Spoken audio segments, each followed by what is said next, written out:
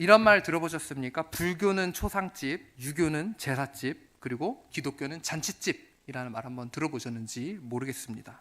그도 그럴 것이 불교는 늘 절에 가면 향을 많이 피우죠. 그런데 향을 또 많이 피우는 장소가 있습니다. 바로 초상집입니다. 우리 지금이야 뭐 장례식장에 워낙 시설이 잘 돼 있어서 뭐 이렇게 가게 되면 어떤 그런 시체 냄새 같은 것이 좀 덜 납니다만, 이제 예전에 초상집, 집에서 우리 그 장례를 치를 때는 어떻습니까? 이런 어떤 시체 냄새가 나기 때문에 향을 많이 피워서 또 어떤 그런 시체의 냄새를 가리는 그런 어떤 목적도 있었다고 합니다. 또 유교는 어떻습니까? 유교는 제사집하고 같습니다. 아주 그냥 어쩌다 제사 드리는지 말고 정말 골수분자 유교 사상을 가진 집들 같은 경우에, 특별히 종갓집 같은 경우에는 1년에 뭐 12번, 13번, 뭐 15번 그렇게 제사를 드린다고 해요. 그냥 무슨 어르신들, 그 돌아가신 어르신들이 이분 다 적어놓고 그 기일마다 그걸 다 챙기는 거죠.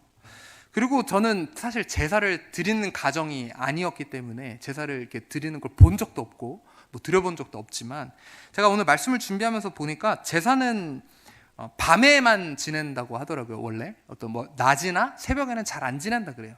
이 밤에 지내야 조상 귀신이 와서 그 제사상을 먹는 거잖아요.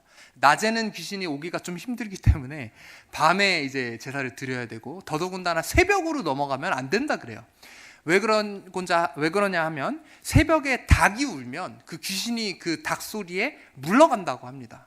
야, 얼마나 영적인 능력이 없으면 닭 소리에 물러갑니까? 네, 여러분, 이렇게 귀신은 참 보잘것없습니다. 그래서 무서워하실 필요 없습니다. 이렇게 유교는 또 제사집과 같습니다. 그런데 반면에 기독교는요, 여러분, 교회는 잔치집과도 같습니다. 늘 어떤 기쁨이 있고 나눔이 있고 행복이 있는 것이 바로 교회 아니겠습니까? 우리 그래서 옛날에 어렸을 때, 우리 또 시골에서는 특별히 어린아이들한테 어떤 간식 받으려면, 야, 너네 교회 한번 가봐, 오히려 부모님이나 교회 안 다니는 어른들이 이야기할 정도로, 그리고 어떤 이런 늘 이렇게 식탁에 친교를 나누고 하는 그런 교회의 모습이 세상 사람들에게는, 믿지 않는 사람들에게는 잔치집과 같이 비춰진다는 거예요.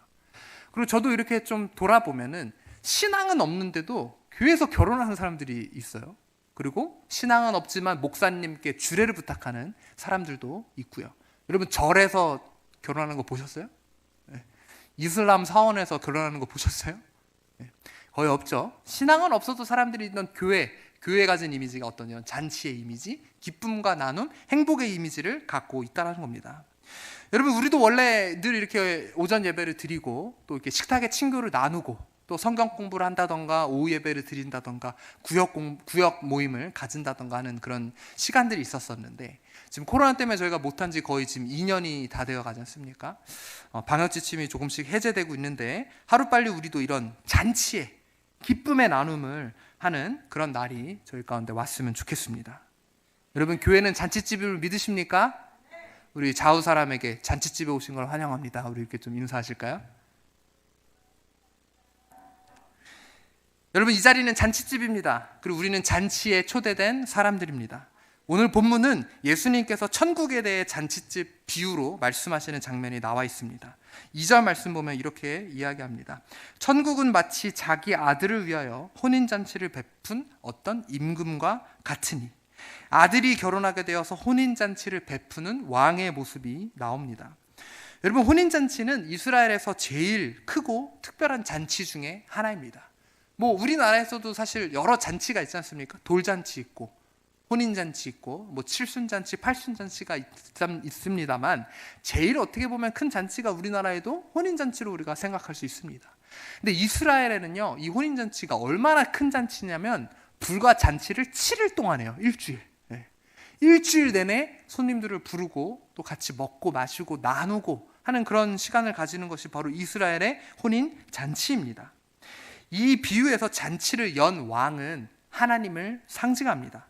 잔치를 열고 사람들을 그 잔치 가운데로 부르시는 왕처럼 하나님께서는 천국 문을 열어서 우리를 그분의 나라 가운데로 초청하고 계십니다. 여러분, 오늘 이 잔치의 비유에 등장하는 세 부류의 사람이 나와요. 바로 초대됐으나 오지 않은 사람, 그리고 초대하러 나간 사람, 그리고 마지막으로 초대되어 온 사람, 그러나 준비되지 못한 사람, 이렇게 세 부류의 사람이 이 비유에 나오게 됩니다. 오늘 우리가 이 예수님의 비유를 들으면서 우리의 믿음은, 또 우리의 신앙생활은 이 잔치집 세 부류의 사람 중 어떤 사람과 제일 가까운지 오늘 말씀으로 우리의 삶을 좀 조명해보는 시간을 가졌으면 좋겠습니다. 자, 먼저 첫 번째, 어떤 사람? 우리 같이 한번 읽어주시겠습니까? 시작. 네, 초대됐으나 오지 않은 사람입니다. 이 초대됐으나 오지 않은 사람에게는 크게 세 가지 정도의 특징이 있는 것을 우리가 발견할 수 있는데요. 먼저 오늘 3절 말씀 한번 보시겠습니다. 오늘 본문 3절 말씀 여러분들 읽어주시겠습니까? 시작. 그 종들을 보내어 그 청한 사람들을 혼인잔치에 오라 하였더니 오기를 싫어하거늘. 왕이 종들을 보내서 이 청한 사람들을 혼인잔치에 오라 하였다라고 이야기하고 있습니다. 여러분, 이 청한 사람들을 오라 하였다는 것이 무슨 말일까요? 미리 초청을 한 사람들이 있었다라는 거죠. 여러분, 결혼식을 할 때 우리가 보통 청첩장을 미리 만들어서 길거리에서 아무나 나눠주나요? 우리가 이 청첩장을 나눠줄 사람들, 친척들, 친구들, 친지들, 그 리스트들을 정해서 청첩장을 돌리지 않습니까? 직접 가서 인사드릴 사람은 인사드리고, 또 우편으로 보낼 사람은 우편으로 보내고, 요즘 뭐 카톡으로 보낼 사람은 카톡으로 또 보내고.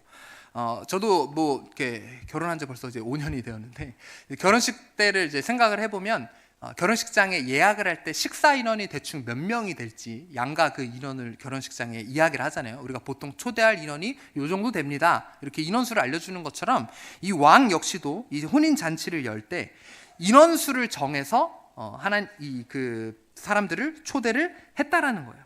그러니까 이 잔치에 미리 초대받고 청첩장 받은 사람들처럼 올 사람들이 있었다라는 겁니다. 근데 여러분, 아까도 말씀드렸듯이 청첩장을 모르는 사람한테 주지는 않습니다. 그러면 이 왕이 초대한 이 사람들은 어떤 사람입니까? 왕하고 어느 정도 관계가 있는 사람입니다.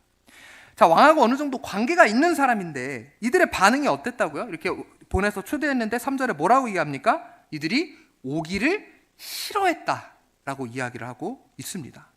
근데 여러분 생각을 해보세요.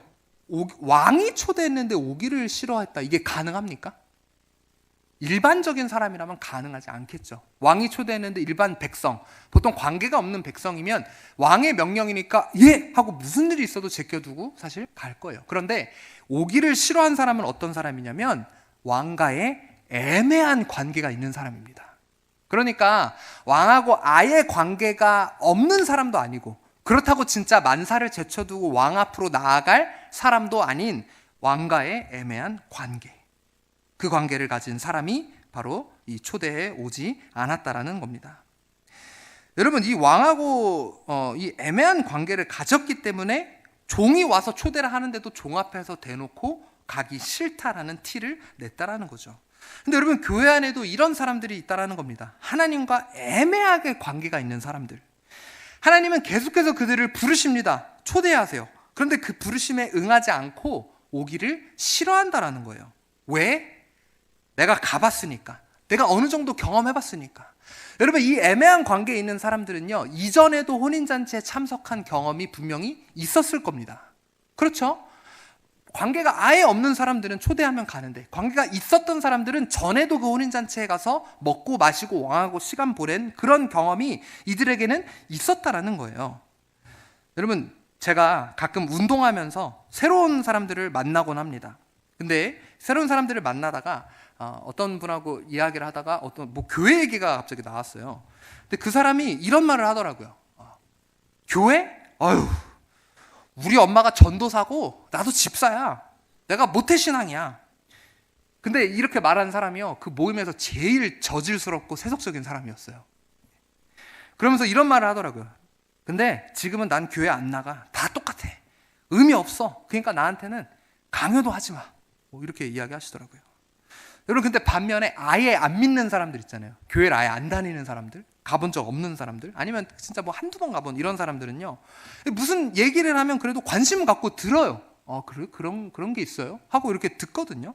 근데 꼭 이렇게 교회 다녔다는 사람들, 이 직분 받았다는 사람들, 이 모태신앙이라는 사람들이 꼭 이렇게 문제예요.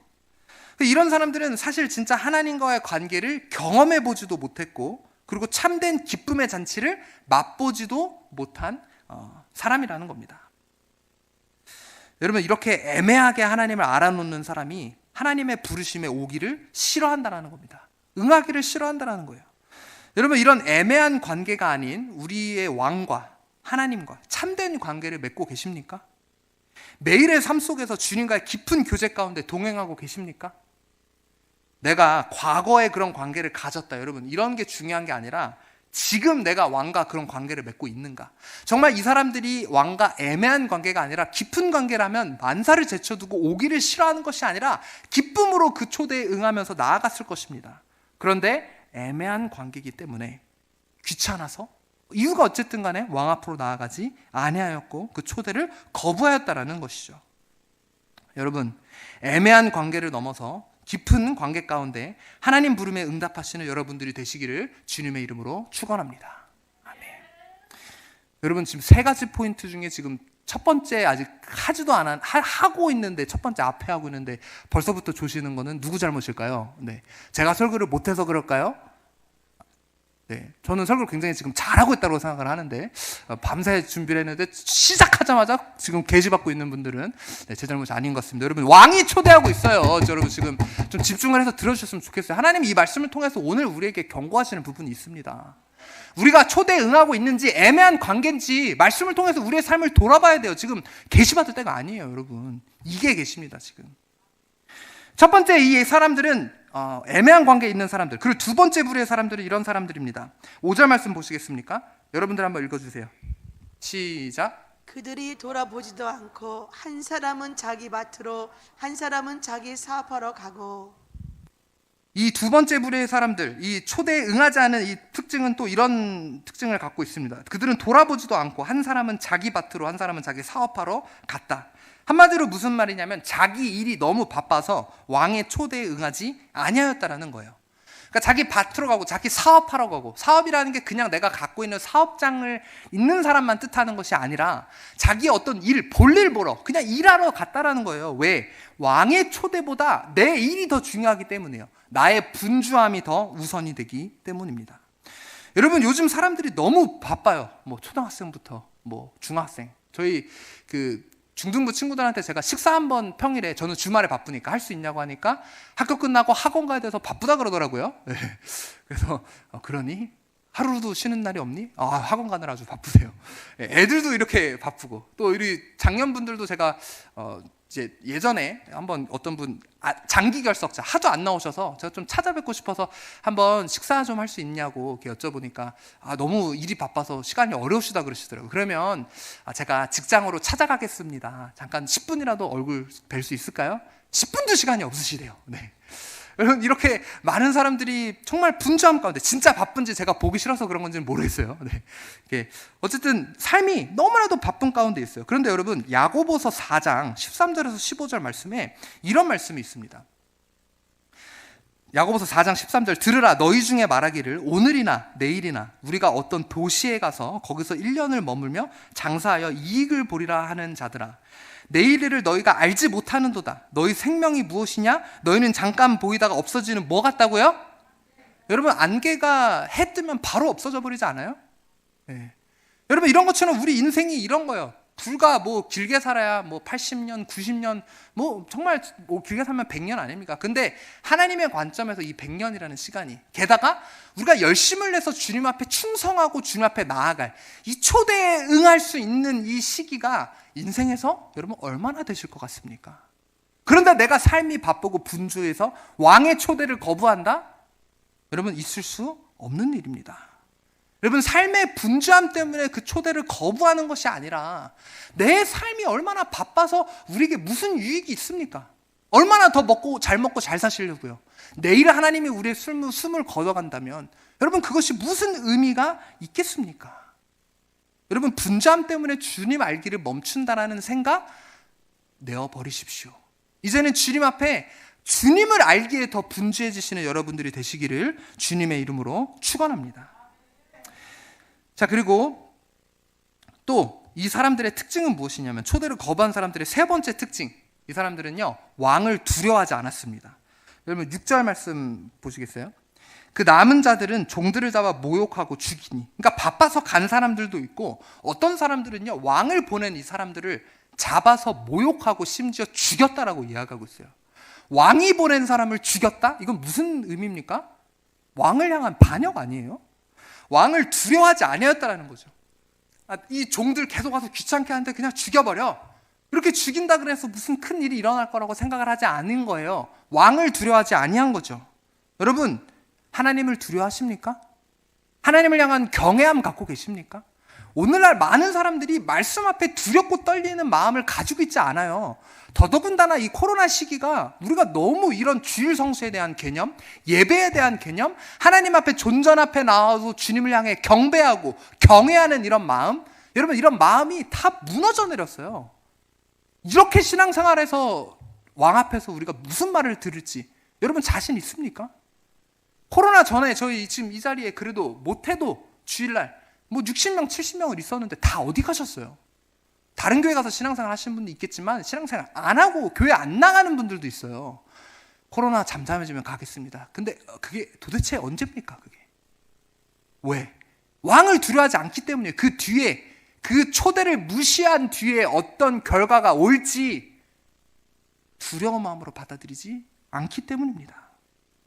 여러분 어떤 일이 일어났습니까? 그 뒤에 7절 임금이 노하여 군대를 보내어 그 살인한 자들을 진멸하고 그 동네를 불사르고. 여러분 왕의 초대를 거부하고 왕을 두려워하지 않은 사람들의 결과가 바로 이것입니다. 주님을 경외하지 않음으로 하나님을 노하게 하시지 않는 그런 우리가 되었으면 좋겠습니다. 여러분 이들은요 초대를 2번이나 거부하는 것에서 멈추는 것이 아니라 하나님이 보낸 사람을 무시하고 경멸했으며 심지어 잡아 죽였다는 거예요. 여러분 이런 자들을 향해서 하나님이 이렇게 말씀하십니다. 8절 말씀. 이에 종들에게 이르되 혼인잔치는 준비되었으나 청한 사람들, 그 청한 사람들, 초대된 사람들은 어떻다라고 이야기해요? 합당하지 아니하다. 여러분 우리의 분주함, 하나님을 두려워하지 않음, 하나님과 갖는 애매한 관계, 이런 관계가요 합당하지 않은 자격으로 우리를 만든다라는 거예요. 여러분 우리 모두가 초대됐습니다. 합당하지 않은 상태로 응하지 아니하시겠습니까? 아니면 합당한 모습으로 주님 앞에, 왕 앞에 응답하시며 나아가겠습니까?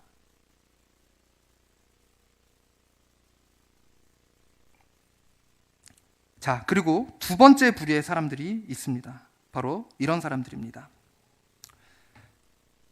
9절에서 10절 말씀 같이 보시겠습니다.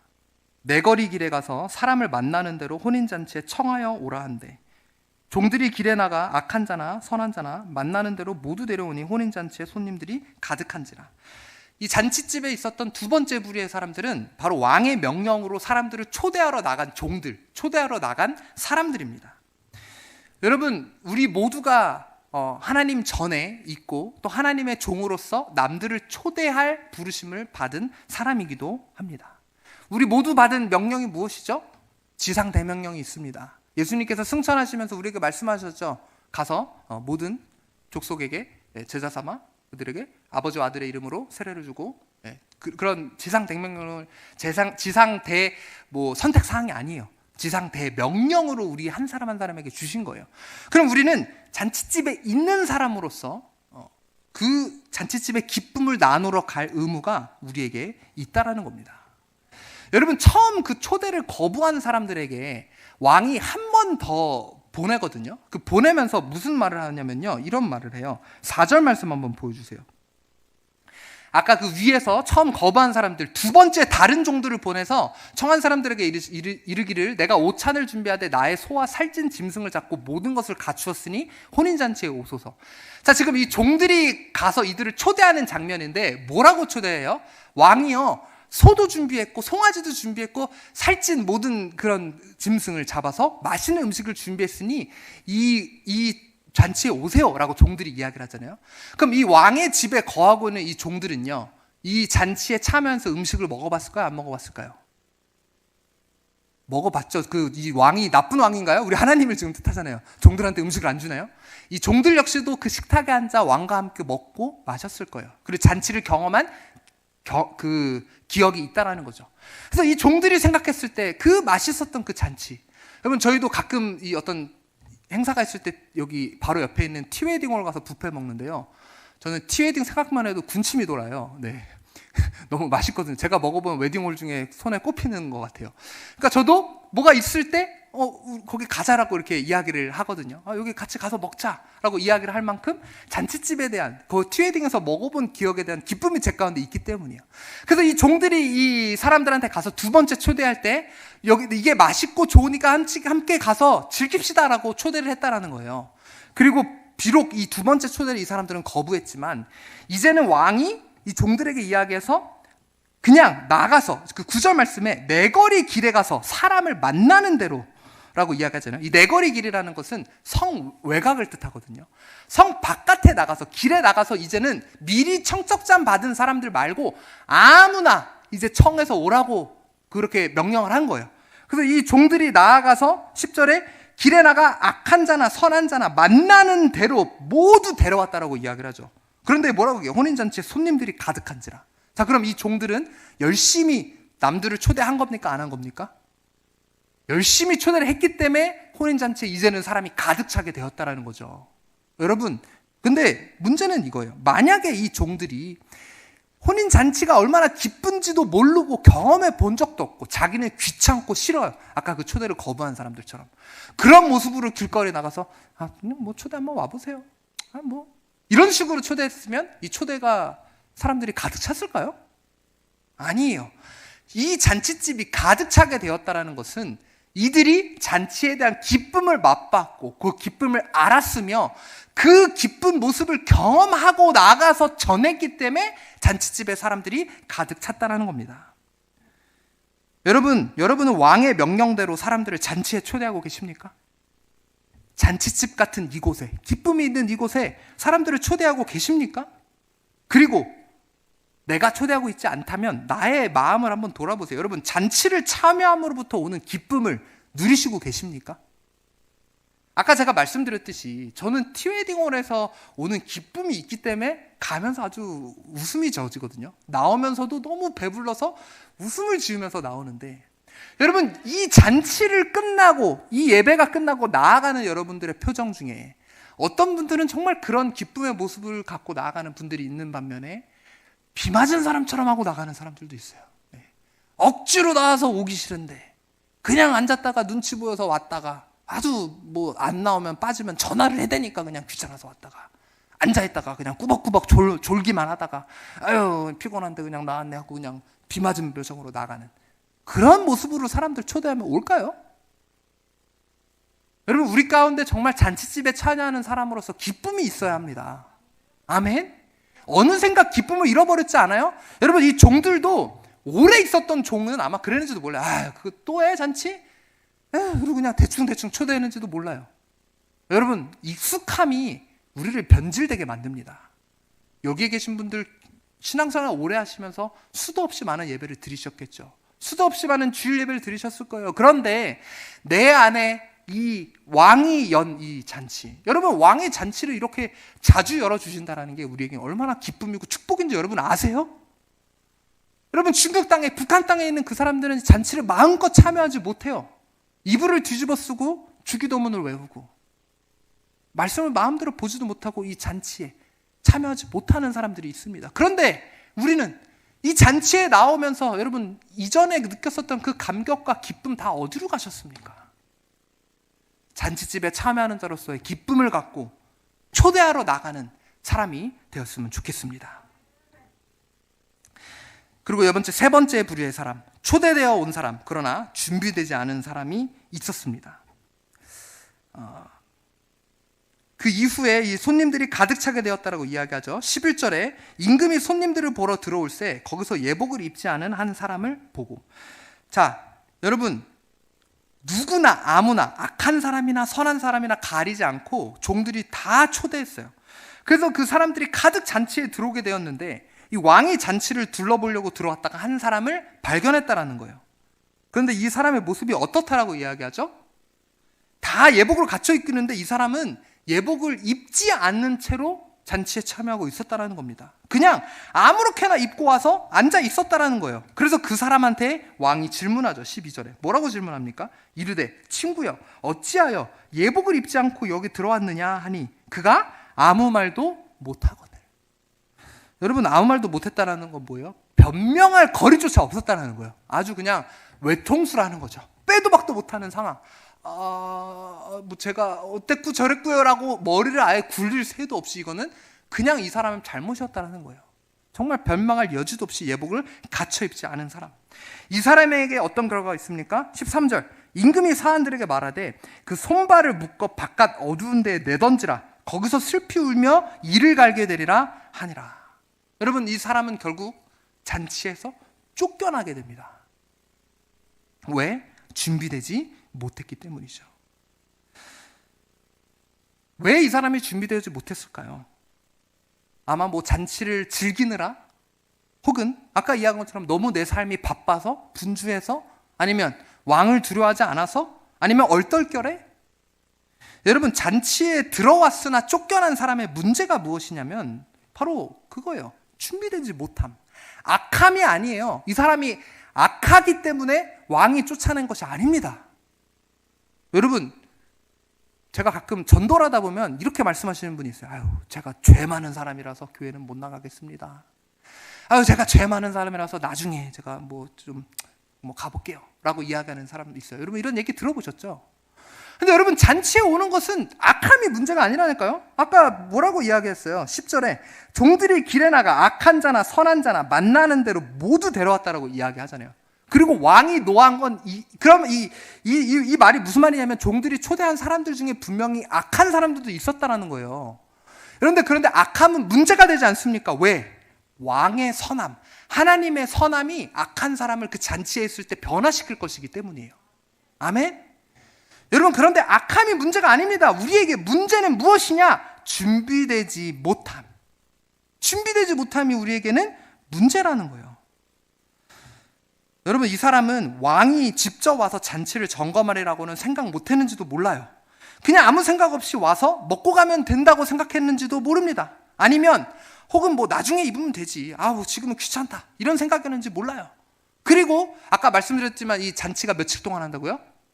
네, 하루가 아니라 7일 동안 한다고 말씀드렸잖아요. 처음에는 입고 왔으나 계속 입고 있는 모습이 아니라 귀찮아서 뭐 잠깐 벗어놓는 상태인지도 모르겠어요. 그런데 문제는 왕이 왔을 때 그 순간 이 사람이 준비되지 못한 모습으로 잔치에 참여하고 있었다라는 겁니다. 여러분, 왕은 불시에 옵니다. 요한계시록 16장 15절에 예수님이 뭐라고 말씀하셨습니까? 여러분 한번 읽어주십시오. 시작. 보라, 내가 도둑같이 오리니 누구든지 깨어 자기 옷을 지켜 벌거벗고 다니지 아니하며 자기의 부끄러움을 보이지 아니하는 자는 복이 있도다. 여러분, 도둑이 예고하고 옵니까? 도둑은 몰래 언제 도둑이 들이닥칠지 모른다는 거예요. 근데 예수님이 오실 때 도둑같이 오리니 예고 없이 오신다라는 거예요. 그러면서 이렇게 말씀하시죠. 누구든지 깨어서, 여러분 깨어나셔야 됩니다. 깨어서 자기 옷을 지켜야 돼요. 우리 옷을. 그런데 벌거벗고 다니지 아니하며 자기의 부끄러움을 보이지 아니하는 자는 복이 있다라고 하는데, 벌거벗은 자가 많아요. 준비되지 못한 자가 많아요. 부끄러움을 보이고 있는 자가 교회 안에 많이 있다라는 겁니다. 그리고 로마서에 이렇게 이야기하십니다. 로마서 13장 11절부터 14절 말씀. 또한 너희가 이 시기를 알거니와 자다가 깰 때가 벌써 되었습니다. 여러분, 지금 주님이 오실 때가 멀지 않았다라는 거예요. 왕이 잔치를 확인하러 오실 때가 멀지 아니었다라는 거예요. 지금 하나님이 이 자리에서 여러분을 심판하신다라면 여러분 준비되어 있습니까? 예복 입고 계십니까? 자다가 깰 때가 되었다라는 겁니다. 이는 이제 우리의 구원이 처음 믿을 때보다 가까웠어요. 이전에 잘 믿었어, 그게 중요한 게 아니라 지금이 가까웠다라는 겁니다. 12절 밤이 깊고 낮이 가까웠으니 그러므로 우리가 어둠의 일을 벗고 빛의 갑옷을 입자. 낮에와 같이 단정히 행하고 방탕하거나 술 취하지 말며 음란하거나 호색하지 말며 다투거나 시기하지 말고. 14절 같이 읽습니다. 시작. 오직 주 예수 그리스도로 옷 입고 정욕을 위하여 육시대를 도모하지 말라. 무슨 옷을 입으라고요?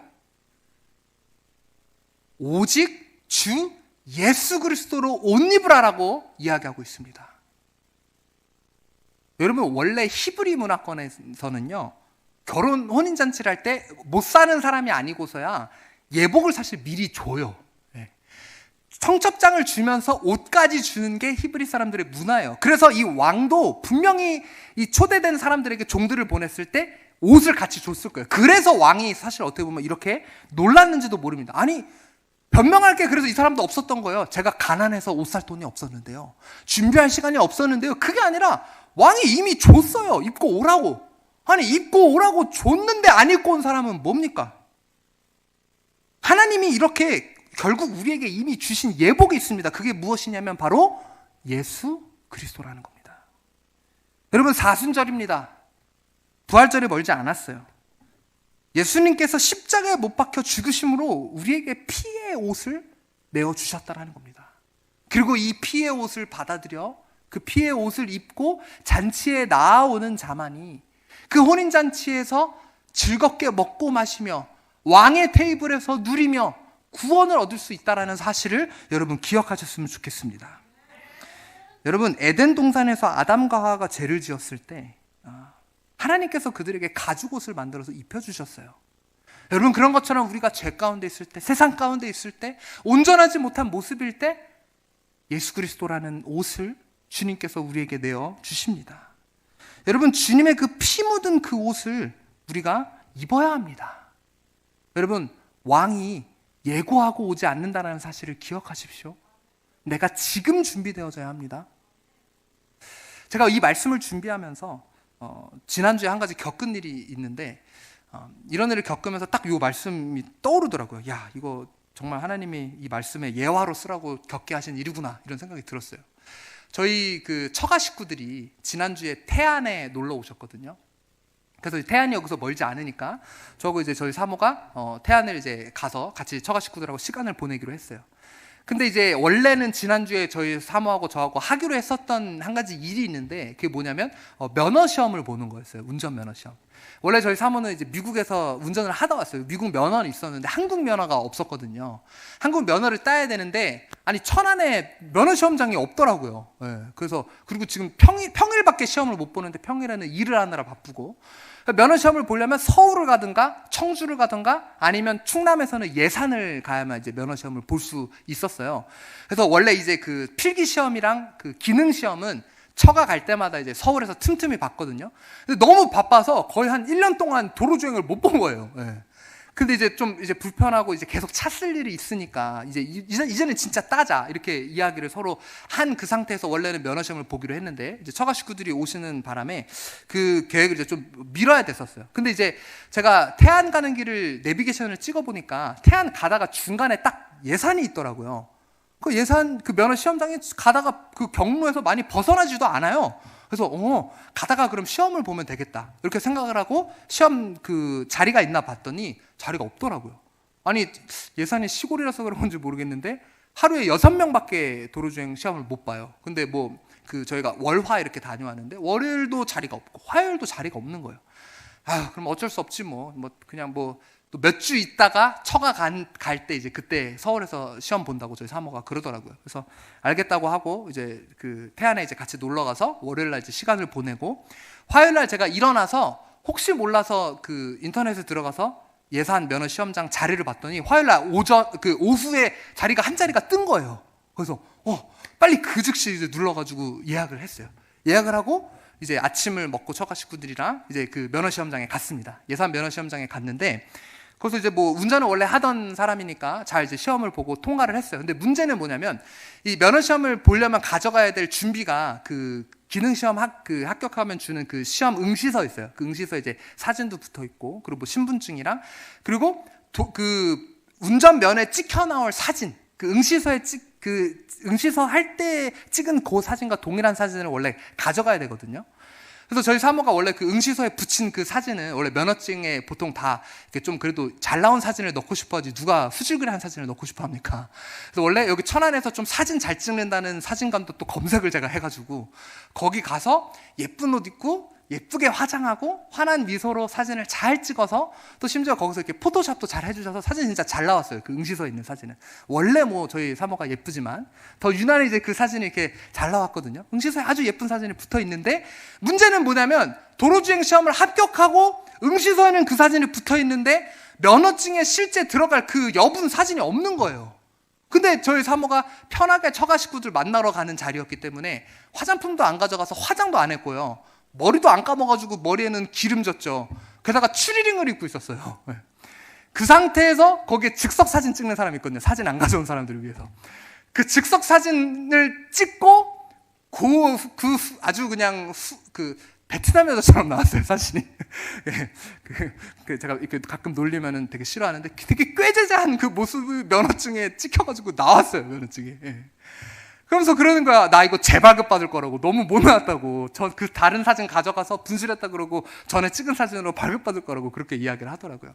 근데 제가 그 면허증을 보면서 응시소에 있는 예쁜 모습과 실제 면허증에 나온 그 즉석 사진 찍은 그 모습. 그걸 보면서 그 생각이 드는 거야. 맞아. 하나님이 오셔서 볼 때 우리는 지금 있는 이 자리에 그 모습 그대로 하나님이 우리를 판단하신다라는 거예요.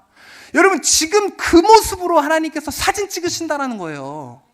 과거에 내가 얼마나 예쁜 모습으로 있었고 화장을 잘했고 여러분 내가 얼마나 열정적으로 신앙생활했고 전도했고 열심을 냈고 여러분 그런 게 중요한 게 아니라 지금 내가 잔치집에 준비되어져 있느냐 없느냐 왕은요 우리의 주님은요 그 모습으로 우리를 판단하신다라는 겁니다.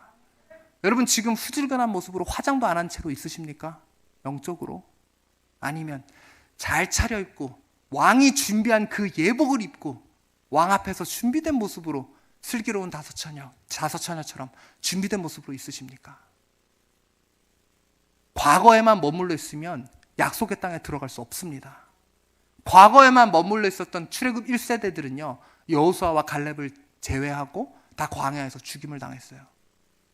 그런데 우리가 준비되어질 때 왕 앞에서 초대에 응하며 왕을 두려워하며 왕 앞에 나아갈 때 준비된 모습일 때에 우리가 그 잔치에 들어갈 수 있다는 사실을 여러분 기억하셨으면 좋겠습니다. 아멘. 여러분 왕 앞에 준비된 모습으로 나아가십시오. 우리 찬양 하나 부르고 우리 함께 좀 기도하는 시간 가졌으면 좋겠는데요. 우리 아까 찬양했었던 그 찬양 가사를 한번 보실게요.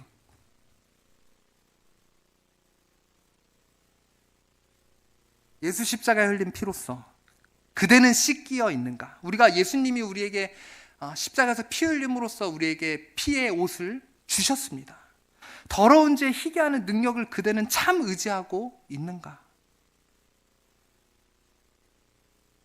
2절 주 예수와 밤낮으로 늘 함께 그대는 행동을 하는가?